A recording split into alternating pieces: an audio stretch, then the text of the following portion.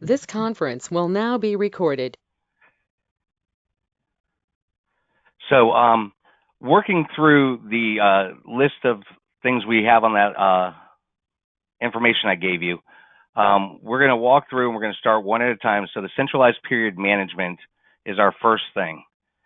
So, this is a newer feature in the Acumatica. Up until this time, you had one master financial calendar. This is going to be beneficial to people that have multiple companies within a tenant. So, what it allows you to do now is I'm just going to go into our enable features so you can see where this is, because everybody can do this one on their own. It's pretty quick and easy. You'll see this right here where it says centralized period management. So centralized means we're going to close all periods the same for all companies. If we modify that and take it off, what it's going to allow us to do is actually close periods per company. So if this company gets done with their financials early and they want to close the period so nobody posts to them, but this company's not, we're able to do that in this release. So when I come back out to the finance after turning that on, you'll see that I now have a company financial calendar instead of just the master financial calendar. So if I go to the company financial calendar, you're going to see that I can select the company and the year and close periods within that company. So instead of it going across the board, we can do it individually. That's going to be an AP and receivables if you close them individually in the modules that way. That's fine also. But we do have company financial calendars, which is something that people have been asking for. So it's a great enhancement. Going to the next step is going to be one that a lot of people have been waiting for with this construction release. So we've always had that piece of the information where we had one project per invoice. The reason for that was because of not the costing of it, but the applying of payments to it. So I've gone in and I've created this invoice just so you can take a quick look here. And you'll notice that on this invoice, I've gone ahead and set it up to two different jobs. Sorry. Got the hotel job and the restaurant job. On the financial details page, you'll notice there is this new checkbox, pay per line. That automatically checks itself when we use more than one project in the list.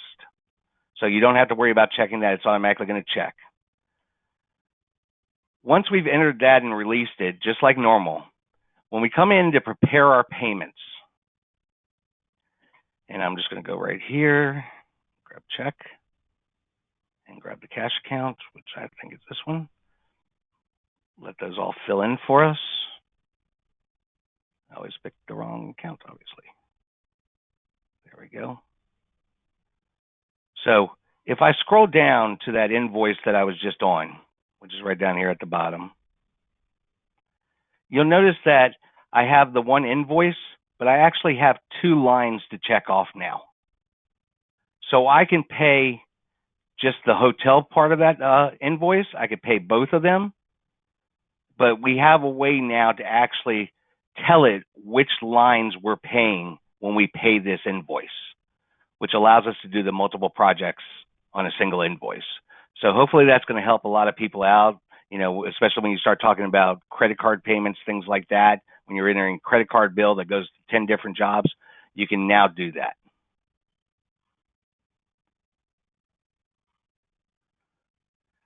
We have our project budget forecasting. I want to be real clear on this when I say this about project budget forecasting. A lot of people hear forecast and they think it's a forecast cost to complete type situation. This is actually more of a cash flow forecast is what I'd like to say about it. So we actually can come in now and set up our project just like you always did with your cost budget and everything else. But then we actually have the ability to come back out here and we can do revisions, anything we need to do on these different things. Sorry, grab the right job.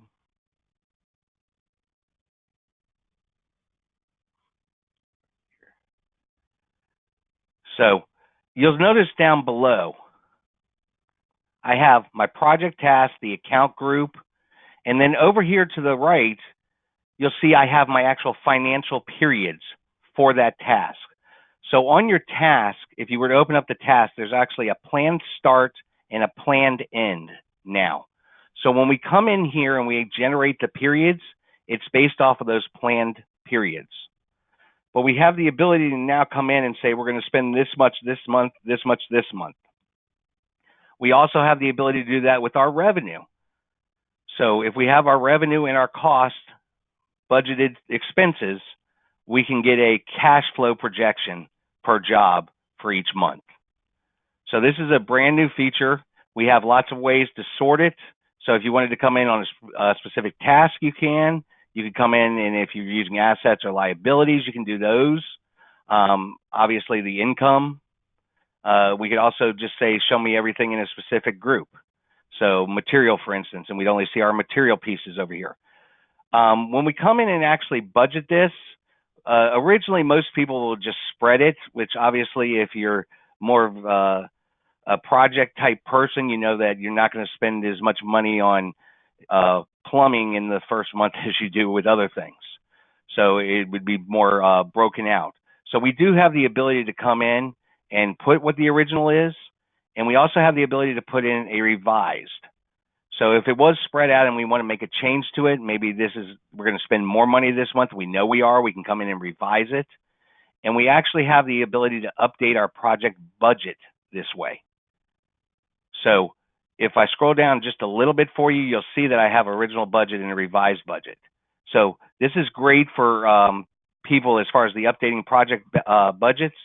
For people that have money in like a contingency where they're moving it from one place to the other, it can almost act like your internal change order, where you wouldn't really have to do an internal change order necessarily, just to move money around. You could do that. You can reduce one and increase another one very easily. If you need to see that in a change order, like I know some of my customers do on this particular call, because we've been through that, you would still need to do the change order. Budget control warnings. So with our budget control warnings, it's actually a setting in construction. So if you come into your construction and go to your preferences, there are two options. One is warn me. The other one is don't warn me. Do nothing. What this specifically does is looks at our budgeted line items and lets us know when we're running over. With commitments, with AP invoices, the main ones for the commitments as we're entering commitments, purchase orders for some of my friends at Millis that worry about that. Are we going over budget? It's going to tell you right away. So if we go back out here to construction, I've got a subcontract that I started setting up earlier where I know that this line has been completely bought out, just so you guys can see what it does.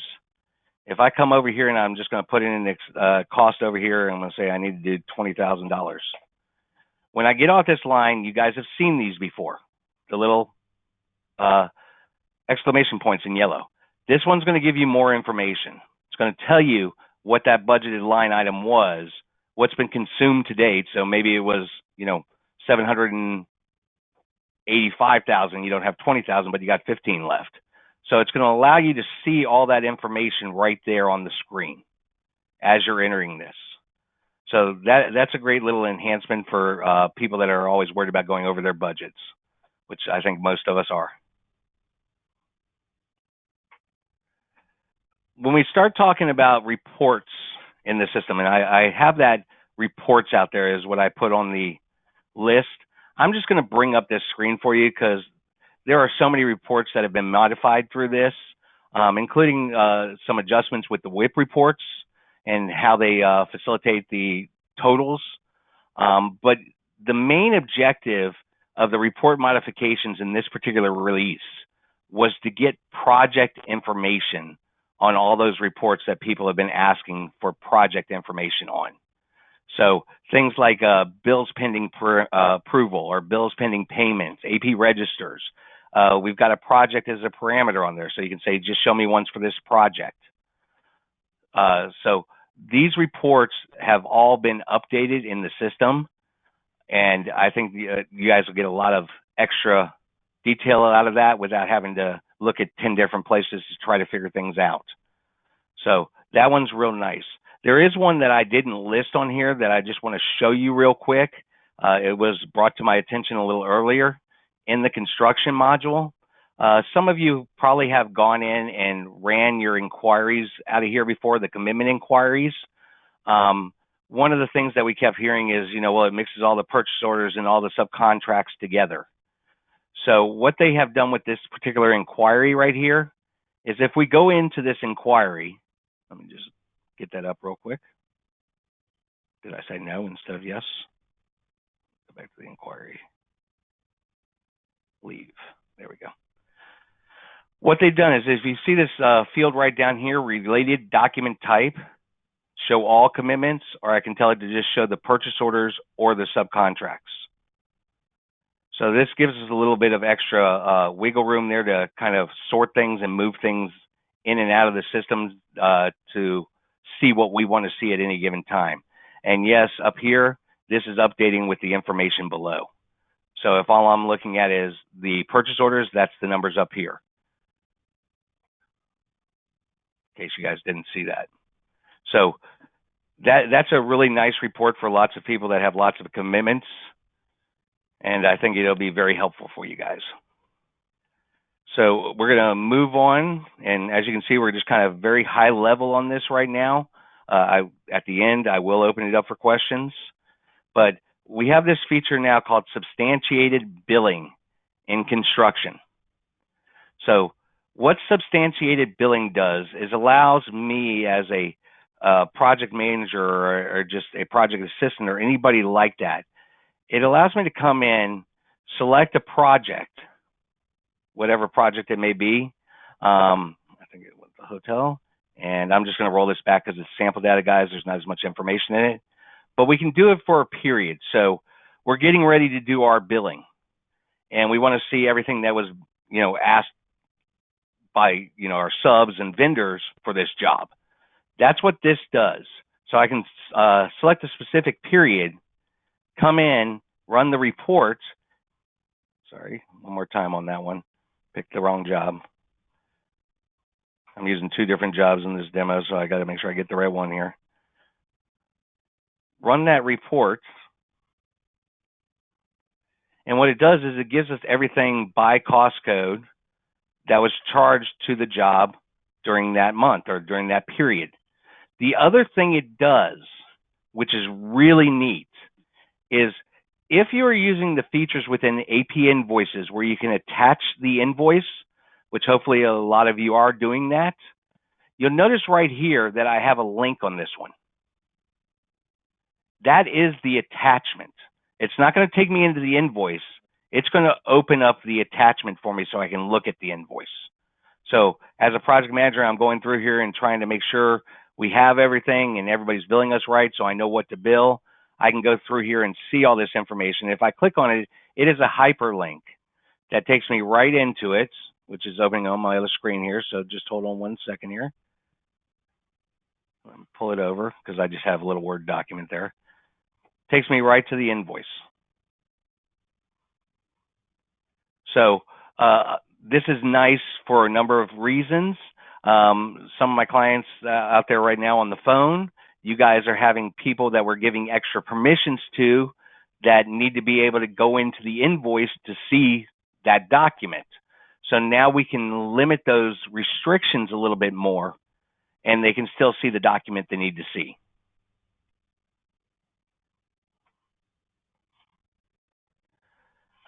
For those of you that don't know, so Acumatica does have a project management module. It is a newer module. It is an extra module, but it does have some of the main things that we need in the system. So requests for information, project issues, and drawing logs. So the drawing logs is the newest feature. And if we go in there, you're going to see that we can have by project, I can have my discipline. So I can say, show me only architecturals. I can go into the specific drawings. So we can look at all those. And you see, I have a current only there. So I can just be looking at the current drawing of each thing. But if I go inside of one of these drawings real quick, you see that we have the attachment of the drawing. I can go right here, click email drawing, and send it to anybody I want. I can download the zip if I need to download a zip file on it. I can come in and I can do revisions if I need to. So if we wanted to come in and do more revisions, I can create more things. I can create an RFI off this drawing or a project issue off this drawing. So it's a very nice drawing log that has been added to this system. Same thing with the RFIs. If I was to go into the RFIs and look at an RFI, you'll see that I have the ability to email the RFI, print the RFI. We can have attributes, our questions, our answers. I can link it to a drawing if I need to, and move it that way. So the basics, the RFI, the issues, and the drawing log are in here. So if anybody needs some basic project management functionality, doesn't need to go, complete full bore to some of the other project management systems out there right now, this is a great place to start. And it is not finished. They are building this out as quickly as possible to get all the features you will need in it. So, and that's somebody, your sales rep, if you want to find out more about it, see anything on it above and beyond what I showed you, they'd be great people to talk to. So some of the things that I think are really, really cool now is all the colors. So, one of the things that you can do when you have technology is start making things a little bit more user enhanced, friendly for viewing, to look at, to move around in. So we have a couple different features that were added to the system. If you are a company that has a tenant with multiple companies in it, so like this one actually has multiple companies, this company, and this company. It also has multiple branches. We can actually come in and define what this screen's going to look like per company. So you'll notice if I switch over to this company real quick, it just went red. It's a lot easier to know that I'm in a different company if all these colors are changing for us. You can define this very easily. Anybody that's on this phone call that has been through a single day of training with Acumatica can do this. And it's right here on the companies tab. It's so easy. I'm going to show it to you. And if I go into this company and go over here to the visual appearance, right down here, you'll see override colors for selected company and pick whatever color you want that company to be. It is at the company level, not at the branch level. So as you saw here where I have multiple branches inside this company, both branches will be the same color. But I think that makes it a very nice screen and letting you move around and knowing where you are at any given time. The next place with the highlighting, and you kind of saw this a second ago when I was showing you the line payables and being able to pay per line. I think when I came in here and showed you the bills and adjustment screen, you saw some fields that were in red. So with these generic inquiries, I can do any field on any one of them. What it is an if-then statement in the background of the inquiry. So in this particular instance, all I did was I went to the inquiry and changed it and have the due date right here. And I said, mark anything in red where the due date was less than today's date. And it marked them. So very easily I can come in here and see this. And it doesn't matter how I'm sorting it, it's always going to show me all those fields. So those are very easy to set up and gives you a little bit more user-friendly screen, especially if there's a lot of information on it. You want to see something real quick. Reds, greens, blues, they all jump out at you pretty quick on the screen that's black and white. The last thing, and it's shown right here, is something called side panels. So side panels came out at the end of, at its infancy, at the end of 18, and it's gotten increased into the 19 version. So what side panels are is a way for me to see more information about this inquiry. So it may be more prevalent on a receivable, but we'll do it from here. So I'm on this invoice, right? And maybe it's coming up due, or maybe I have a problem with it. Right now, most people are used to going into the invoice or seeing the vendor here, going out to the payable screen, going into their vendors, finding the vendor details, whatever it may be. There's multiple steps to it. Now we can actually add something called side panels to these inquiries. So on this particular side panel, I have it set up to do exactly what we're talking about. I need to know the vendor's information for whatever line I'm on. And right over here, all I have to do is click that. It's going to open up my vendor screen for me and show me all that information. So maybe I need to give them a call, whatever it may be. I no longer have to leave. Come right back out.